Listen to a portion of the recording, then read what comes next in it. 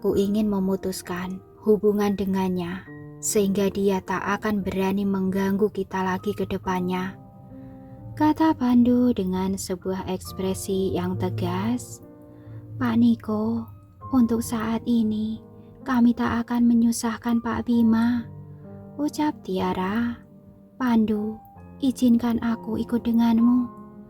Pada awalnya Pandu sudah mengangguk setuju, tetapi ketika dia mendengar bahwa Tiara ingin ikut dengannya, dia pun tertegun dan langsung menjawab, "Jangan Tiara, sekarang kamu menunggu di rumah saja dan menunggu kabar dariku."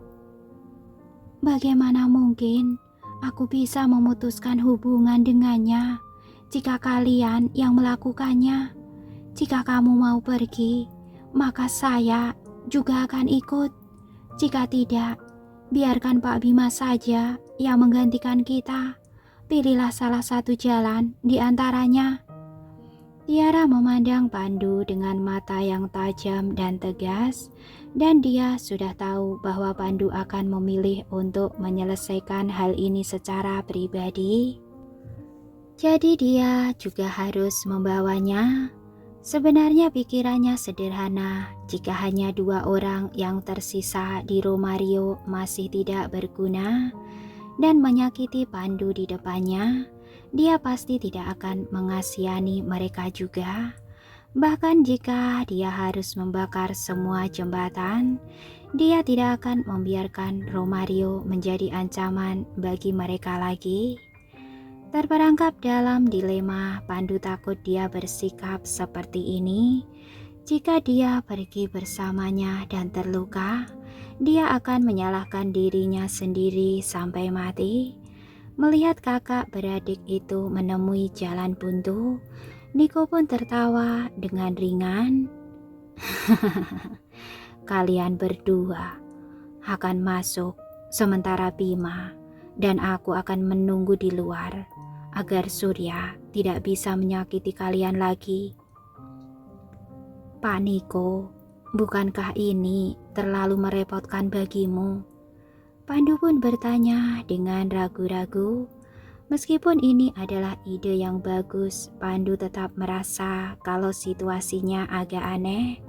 Namun dia tak bisa melukiskan perasaannya hanya dengan ucapan, "Itu tak masalah. Ayo, kita pergi."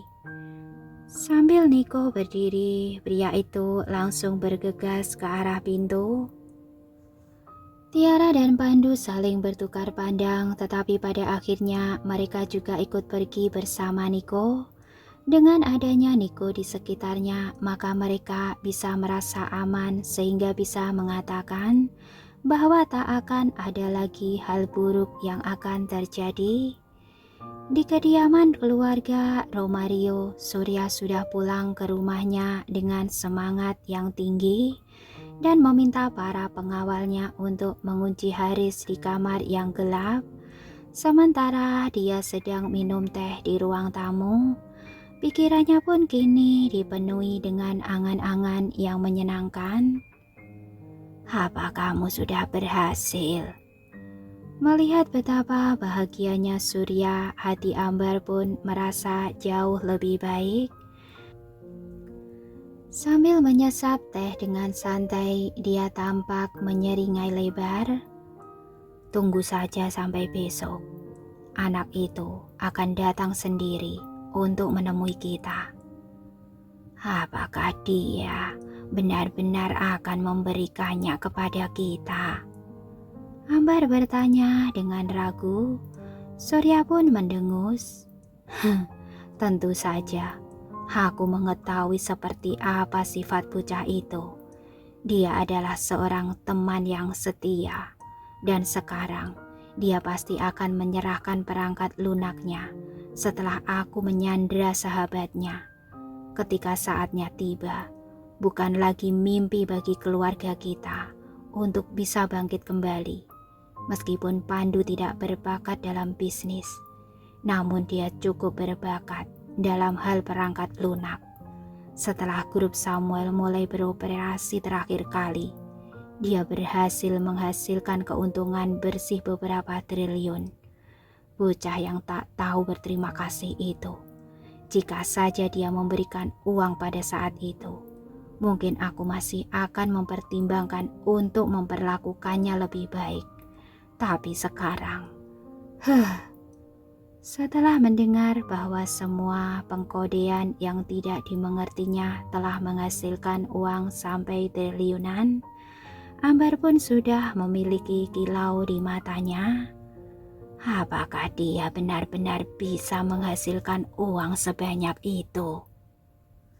Mata Surya melebar karena rasa dengki.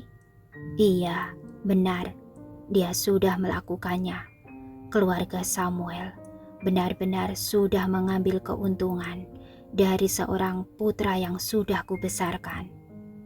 Kalau begitu, kita tak boleh membiarkannya pergi ketika besok dia datang kemari. Aku jadi penasaran apa yang sudah terjadi dengan Sofia. Kami akan memintanya untuk membawa orang itu kembali, sehingga kedepannya kita dapat mengendalikan tindakan Pandu. Mata Ambar bersinar saat seringai lebar sudah muncul di tepi bibirnya dengan perlahan. Sementara itu, Surya kebetulan juga memiliki ide yang sama dengannya. Tentu saja. Tiba-tiba saja dering telepon yang terdengar ribut sudah membuyarkan khayalan mereka. Sebelum suara seorang pria terdengar di ujung telepon. Halo. Saya menelpon dari kantor polisi. Bisakah saya bertanya, apa benar saya sedang berbicara dengan ayah dari Sofia Romario? Iya benar. Apa yang sudah terjadi? Ketika Surya mendengar bahwa telepon itu berasal dari polisi, jantungnya pun mulai berdetak lebih kencang. Apa yang sudah terjadi dengan putriku? Apakah dia baik-baik saja? Dia baik-baik saja, tapi dia sudah terlibat dalam perkelahian antar geng. Silakan Anda datang ke kantor polisi sekarang juga, kata polisi itu dan segera menutup teleponnya. Darah pun mengalir deras dari wajah Surya. Putriku yang berharga sudah ditangkap dan sekarang dia sedang berada di pusat penahanan. Ambar juga telah mendengar percakapan itu dan dia pun mendesak Surya. Apa yang masih kamu lakukan di sini? Pergilah dan cepat buat jaminan agar dia bisa bebas. Tak masalah jika istrimu dipenjara, tetapi bukan putrimu yang nantinya akan menikah dengan keluarga yang bergengsi di masa depan. Siapapun bisa dipenjara kecuali Sofia.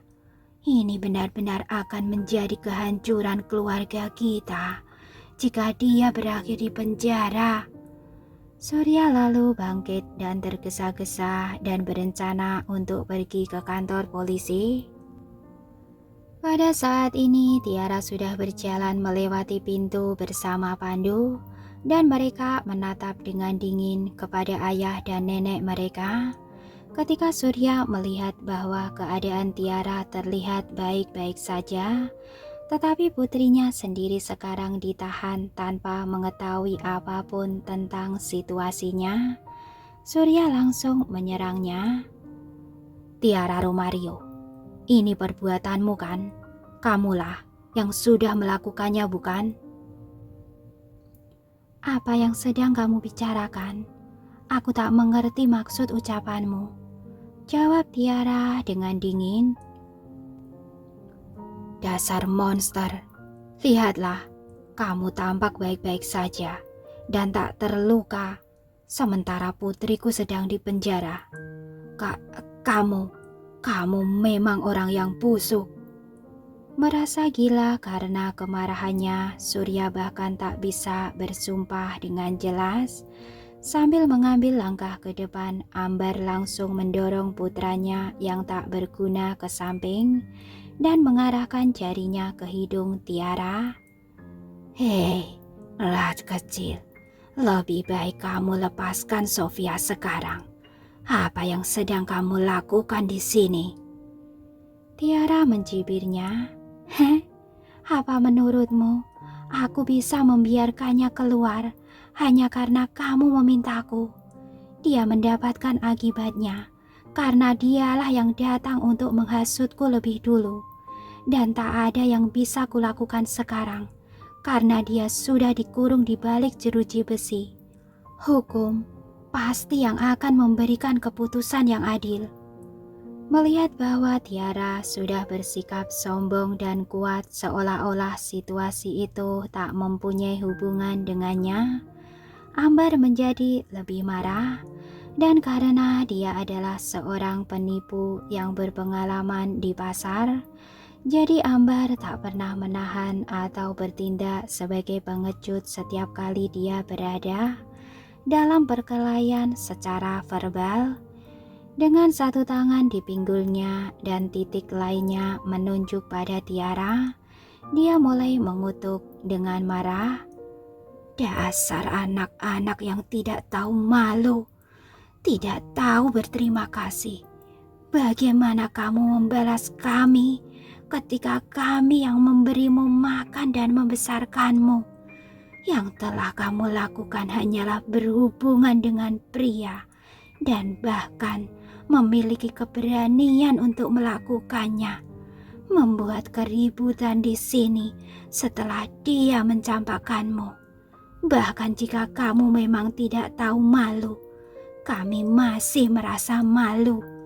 Benar saja, kamu itu seperti ibumu yang tak berguna, sama-sama murahan dibandingkan dengan wanita lainnya. Kalian semuanya memang keturunan yang rendah. Baik Tiara maupun Pandu beranggapan sama. Mereka tak keberatan jika orang lain sudah memfitnah mereka. Tetapi mereka tak tahan ketika ada keluarga mereka dibawa-bawa. Mereka berdua pun langsung marah besar. Dengan wajah yang serius, Tiara segera memperingatkan, "Jangan berani-beraninya menghina ibuku. Aku sudah melakukannya. Memangnya kenapa jika kamu tidak membiarkan Sofia keluar? Tak hanya ibumu, tetapi bahkan ayahnya akan merasakan amukanku. Dasar pelacur tak tahu malu. Apakah kamu bangga bahwa kamu bisa merayu seseorang dari keluarga Samuel? Apakah kamu sudah memanfaatkan putra Samuel itu sehingga kamu bisa memamerkan dan membanggakan dirimu di sini tanpa rasa malu?" Wajah Tiara terlihat tanpa emosi, dan ketika Ambar melanjutkan dan bahkan mengungkit-ungkit seseorang yang tak ada berhubungannya, dia pun berkata, "Sebaiknya jaga mulutmu." Gadis kecil ini bahkan sudah berani memberiku peringatan. Ambar pun merasa marah dan menerjang ke depan untuk menamparnya. Melihat tamparan itu akan mengenainya, kali ini Tiara bahkan tidak menghindar ataupun bergeming sedikit pun dan meraih tangan yang keriput itu dengan satu gerakan yang cepat dan akurat.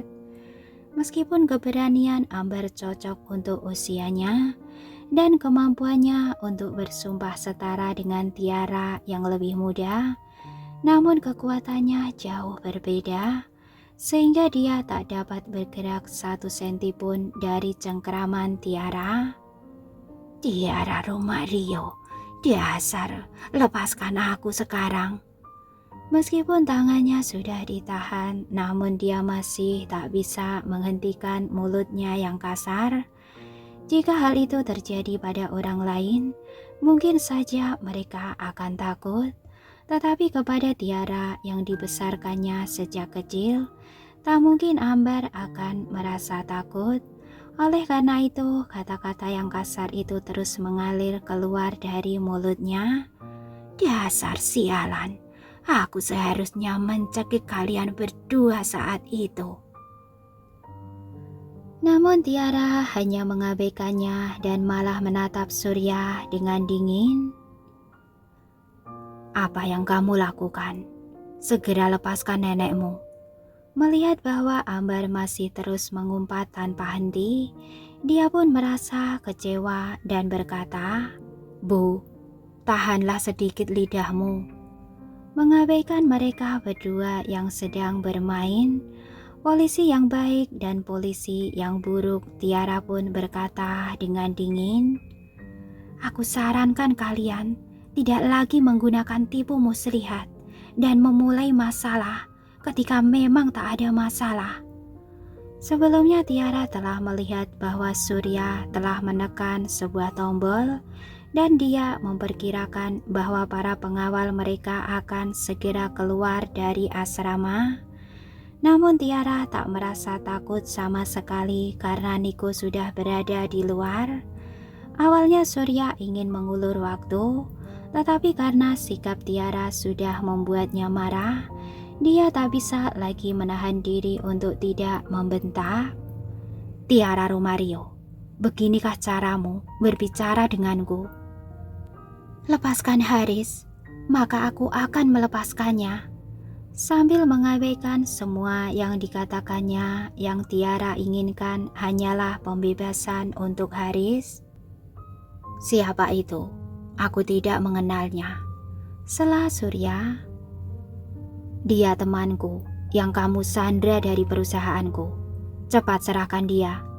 Pada saat yang sama, darah Pandu juga mulai mendidih. Jelas sekali Surya melakukannya dengan sengaja dan menolak untuk membebaskan Haris. Untuk orang jahat sepertinya, Surya pasti punya rencana untuk berurusan dengan kami dan hanya bermain-main untuk sementara waktu. Pandu memperhitungkan tetapi memikirkan bahwa Niko dan anak buahnya masih di luar. Dia jadi agak merasa lebih percaya diri. Sebelumnya terlintas dalam pikiran Pandu bahwa hal seperti itu mungkin akan terjadi. Biasanya Surya hanya akan sedikit mengejek dan menggertak. Bahkan jika Surya memang tidak baik, memangnya kenapa? Selama dia belum menunjukkan kartu terakhirnya, Pandu masih memiliki keuntungan dalam situasi ini. Sambil diam-diam kamera pengawasan yang ada di rumah, Surya pun mencibir, "Kamu hanyalah gelandangan yang tidak berguna, yang bahkan tidak bisa melindungi temanmu. Dan pria bernama Haris itu juga tidak berguna. Dia bahkan tak bisa melakukan perlawanan. Kalian semua yang tak bisa melakukan sesuatu yang berguna, sama saja dengan gelandangan yang tidak berguna. Jadi bagaimana jika kamu bertindak sedikit lebih pintar? Bukankah sama saja kamu pasti akan berakhir di tanganku?" Mata Pandu berubah merah karena marah. Dia paling benci ketika seseorang memanggilnya tak berguna, dan dia tak bisa menerima bahwa temannya terluka karenanya. Dalam satu ucapan, Surya telah mengenai 2 titik kelemahannya, dan ini membuatnya sangat marah. Sambil mengambil langkah besar ke depan, dia pun mencengkeram keras Surya dan meraung marah padanya. "Apa yang kamu lakukan pada Haris? Katakan." Bahkan saat kerah bajunya sudah dicengkeram, Surya masih menunjukkan seringai di wajahnya sambil menatap ke arah putranya dengan dingin. "Ayolah, silakan pukul aku. Jika aku mati, maka tak ada yang bisa menemukan temanmu lagi." Pandu yang sedang mengamuk sudah mengangkat tinjunya tinggi-tinggi dan mengarahkannya ke wajah Surya. "Cepat, serahkan dia. Kamu yang sudah memintanya. Kalau memang jalan buntu yang kamu cari, jangan salahkan aku karena bertindak kejam, nak," kata Surya sambil mendengus. Kemudian dia berteriak ke arah pintu, "Cepat keluarlah." Sekelompok pengawal sudah menerobos masuk ke dalam rumah dan mengepung Pandu dan Tiara. Sambil mengalahkan jumlah mereka dan menjadi lebih kuat, para pengawal itu menarik Surya dan Ambar dari tangan mereka dengan mudah. Situasi pun sudah berubah seketika dan Surya melirik Tiara, darah dagingnya sendiri tanpa emosi di matanya. Berilah apa yang aku inginkan dan bebaskan Sofia. Kalau begitu, aku akan mempertimbangkan untuk melepaskan kalian berdua. Mulai sekarang, kita tak akan pernah mengganggu satu sama lain lagi, katanya dengan rasa acuh. Tiara hanya mendengus. Bermimpi saja kau. Tidak masalah juga. Bukan hal yang buruk untuk menjaga kalian berdua di sini. Aku akan memberimu kebutuhan sehari-hari dan menjaga kalian berdua di ruang bawah tanah.